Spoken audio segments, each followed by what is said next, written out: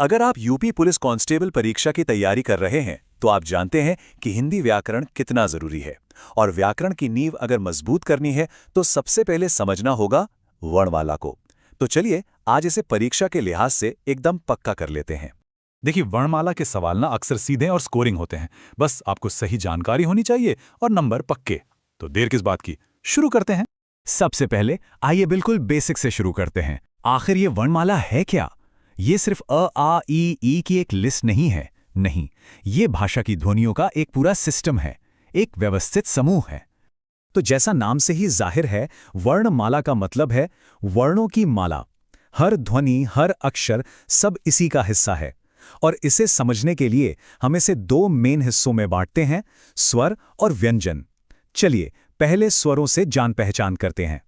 तो चलिए अब गोता लगाते हैं वर्णमाला के पहले और सबसे अहम हिस्से में, यानी कि स्वर। यही वो ध्वनियां हैं जो हमारी भाषा को एक फ्लो, एक प्रवाह देती हैं। आप ऐसा सोचिए कि स्वर जो हैं वो वर्णमाला के सुपरस्टार हैं। वो एकदम स्वतंत्र हैं। उन्हें बोलने के लिए किसी दूसरे अक्षर के सहारे की जरूरत ही नहीं पड़ती।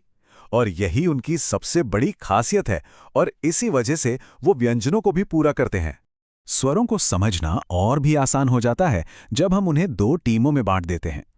एक है ह्रस्व स्वर यानी छोटे स्वर, और दूसरी टीम है दीर्घ स्वर यानी लंबे स्वर।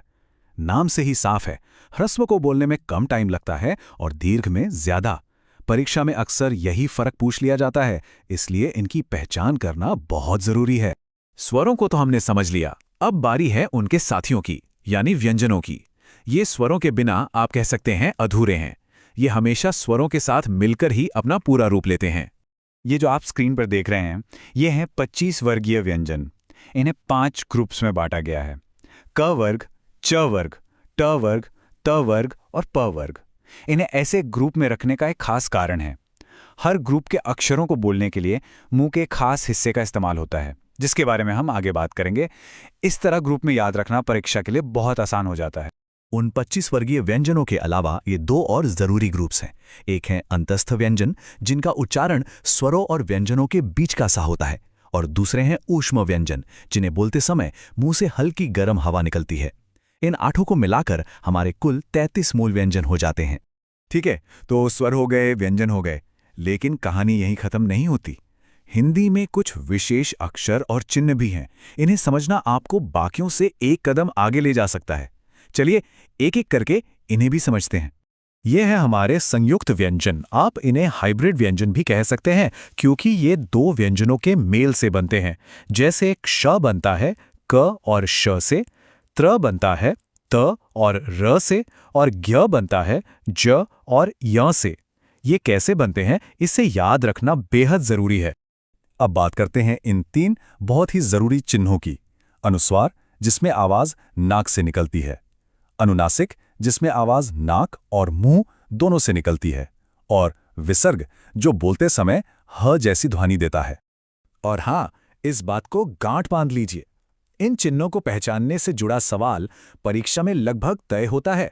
ये एक आसान मौका है सीधे सीधे नंबर हासिल करने का, तो इस पर खास ध्यान देना बनता है।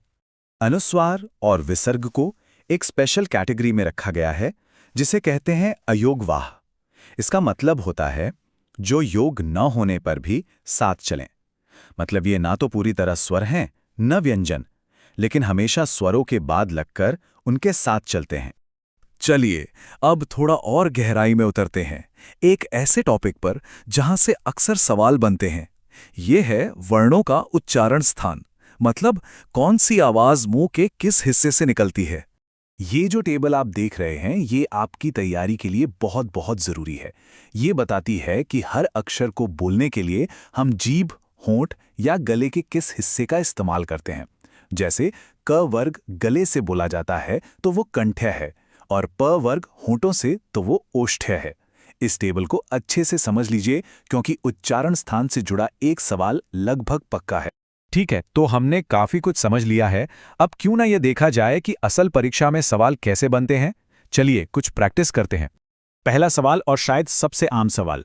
तो देखिए, वैसे तो परंपरागत रूप से 11 स्वर माने जाते हैं, लेकिन आधुनिक हिंदी व्याकरण में री, ए और औ को मिलाकर कुल संख्या 13 हो जाती है और परीक्षाओं में भी अब 13 को ही सही माना जाता है, तो आपको 13 याद रखना है। अगला सवाल याद है, हमने अंतःस्थ व्यंजनों की बात की थी। ये एक बहुत ही महत्वपूर्ण सवाल है। अंतःस्थ व्यंजन 4 हैं, य, र, ल और व। इन्हें बिल्कुल मत भूलिएगा। और तीसरा सवाल ज्ञ के बारे में, ये किस कैटेगरी में आता है? जी हाँ, ये एक संयुक्त व्यंजन है और ये बनता है ज और ञ के मेल से। यह सवाल आपकी संयुक्त व्यंजनों की समझ को परखता है।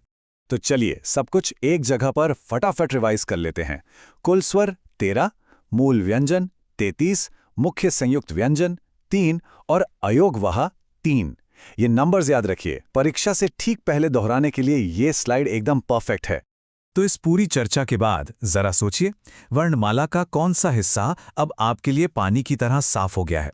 क्या वो स्वर हैं, व्यंजन या फिर वो विशेष चिन्ह? अपनी मजबूती को पहचानिए और जो हिस्सा अभी भी थोड़ा मुश्किल लग रहा है, उस पर थोड़ी और मेहनत कीजिए। यकीन मानिए, यही सफलता का रास्ता है।